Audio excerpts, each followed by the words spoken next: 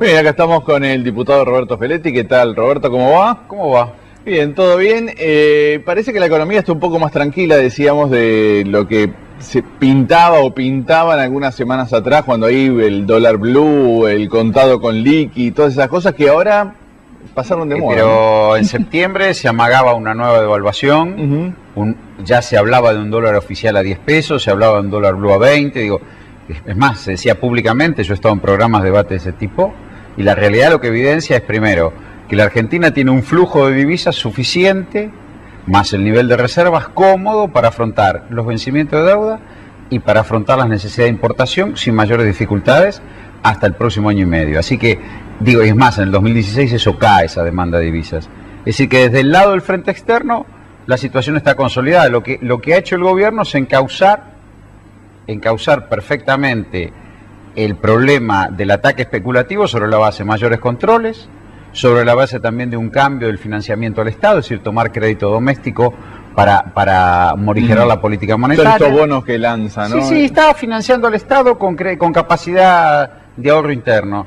Y por el otro continúa mejorando la situación del frente externo en el camino que ha hecho con el arreglo con Repsol, el arreglo con las empresas norteamericanas en el CIADI, el arreglo del Club de París. Recientemente hemos sancionado la ley de hidrocarburos que crea un marco nación-provincias para facilitar la inversión en energía, que es un punto de debilidad de la economía. El gobierno va resolviendo problemas estructurales.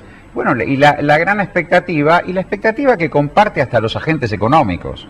Digo, porque hay un sector especulativo, los grandes medios quieren publicar en tapa, fijarle un precio a la economía que no es, pero por el otro la realidad es que no hay corrida contra los títulos públicos argentinos. Y no hay corrida porque se ven todas estas medidas, se ve también que en la discusión con los fondos buitres o con los holdout, la estrategia del gobierno ha dado resultado.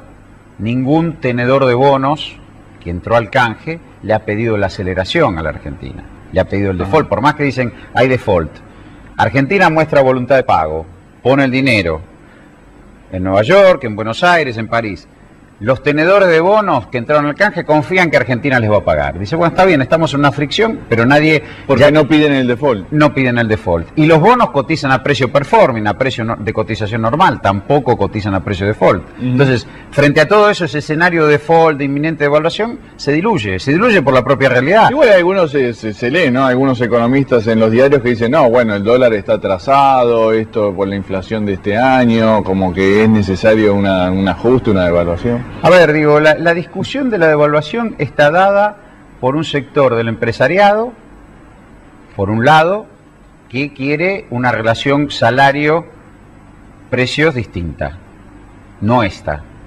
Es decir, incluso hay empresarios, lo dicen, digo, el porcentaje que yo tengo que destinar de salarios a mi facturación, a mis ventas, cada vez es mayor. Bueno, está bien, vende más, amplía tu fábrica, que esa es la discusión. La respuesta al avance o a un largo periodo de expansión salarial con una tasa de desempleo baja, la respuesta del empresariado es detengo la inversión y subo los precios, de algún sector, no de todos.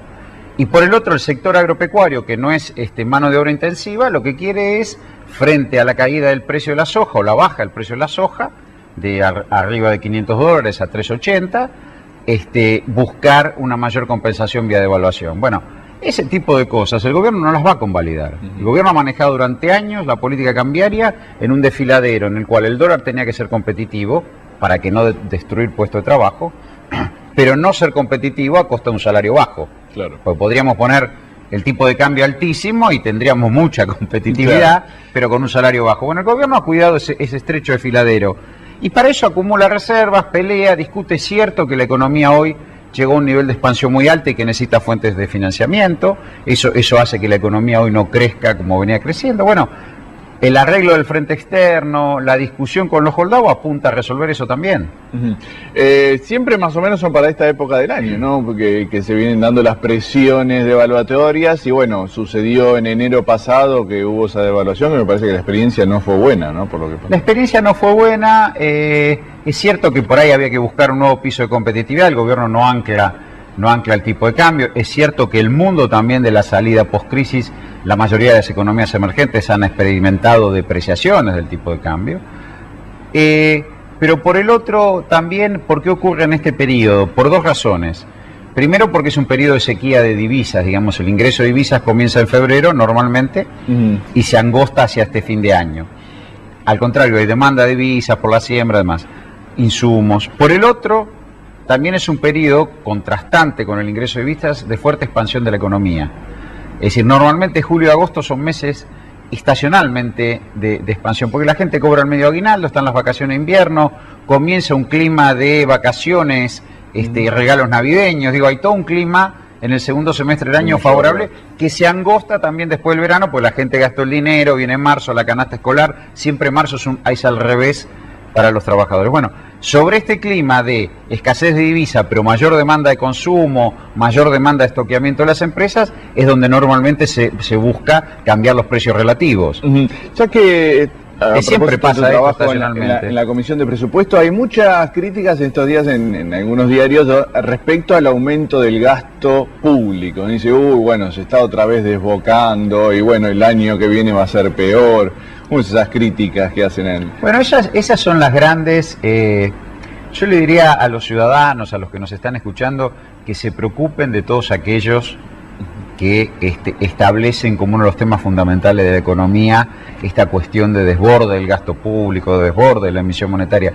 Porque la Argentina, cada vez que le dicen eso y cada vez que viene alguien con un plan, la tablita de Martínez de Oz, el plan austral, el plan de convertibilidad, el plan primavera, el déficit cero, por suerte en 11 años no escuchamos hablar de planes de ese tipo, es porque viene una contracción monetaria y fiscal, que ese es el otro mecanismo, contraer el gasto público, contraer la emisión monetaria y bajo el consumo.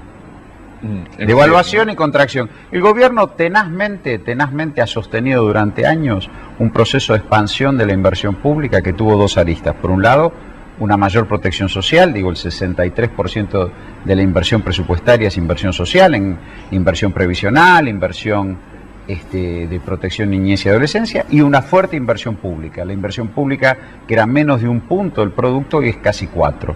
En esos dos mecanismos se justifica la expansión de la inversión pública, pero también... Vos decís expansión de la inversión pública, por otro es el aumento de la caja acá, esa es la diferencia. Bueno, digo, el gobierno a su modo, y es discutible, pero a su modo, ha instalado un nuevo estado de bienestar. Digo, el primer estado de bienestar, que lo construye el peronismo, lo construye sobre la base del pleno empleo. Y donde la seguridad en la vejez, en la previsión, en las jubilaciones, y la seguridad en la niñez, que es el salario familiar, dependía del empleo. La ruptura del modelo de pleno empleo en Argentina, a partir de los 90, lo que hizo fue que se perdiera todo tipo de protección social. Por eso, cuando este gobierno llegó, solo 2/3 de la gente en condiciones de jubilarse tenía un haber previsional y la mitad de los chicos no tenía salario familiar. Lo que hizo el gobierno es construir un modelo de protección de adultos mayores y de chicos sobre la base de no hacer depender eso del empleo. Es decir, el Estado se hace cargo de que alguien tiene que tener, por la edad que tiene, un haber previsional, porque seguramente trabajó en condiciones precarias, no es que no trabajó. Y un chico, más allá de quien sea su encargado y la condición de empleo de su encargado, tiene que tener un salario familiar. Eso es la asignación por hijo, eso es la mayor cobertura previsional. Hoy el 92% están cubiertos, los adultos mayores con un haber previsional. Hoy prácticamente el 82% de los chicos están cubiertos con un salario familiar que se llama asignación por hijo. Esas dos medidas que justifican una expansión del gasto, la construcción de un nuevo esquema de protección social en la Argentina, sumada a una tercera medida que es la expansión del presupuesto educativo. Votamos un presupuesto que tiene 38.000 millones de pesos para universidades. Es histórico. Bueno, está bien. Y digo, ahora, si la discusión es esa, que alguien diga qué va a hacer con eso. ¿Va a romper el nuevo estado de bienestar? ¿Va a romper la expansión del presupuesto educativo? Que lo diga. Feletti, ¿es crucial para lo que suceda el año próximo que llegar a un acuerdo con los fondos buitres o eso puede si ser? Nosotros, a ver, digo, lo que ha pasado con el fallo de Griesa es que retrasó un nuevo sendero de crecimiento para Argentina. Argentina tuvo un largo sendero de crecimiento del 2003 en adelante, que solo se interrumpe por la crisis del 2009, se retoma 2010-2011, incluso el año pasado, 2013, crece 3 puntos, y hay claramente un problema de insuficiencia de inversión para sostener esta expansión. Es decir, el gobierno mantiene las políticas fiscales y monetarias de expansión al consumo, pero eso tiene cada vez menos efecto multiplicador porque hay un deterioro de la inversión o un freno a la inversión. El arreglo del frente externo lo que apuntaba era generar una mejor condiciones para la inversión, sobre todo en el área de energía. El fallo de Griesa lo interrumpe y demora. Por eso sí es importante resolver esto. Es importante resolver para relanzar un sendero de expansión. ¿Cuál es la estrategia clara del gobierno? No es pagarle a Paul Singer, como han dicho algunos. Lo que dice es, señores, vamos a meter a todos los holdout adentro. El 7,6% de todos los tenedores de bonos argentinos que no ingresan al canje lo vamos a meter adentro. Y veremos, porque no corresponde que yo adelante ninguna definición al respecto, veremos en el verano si eso se puede arreglar o no.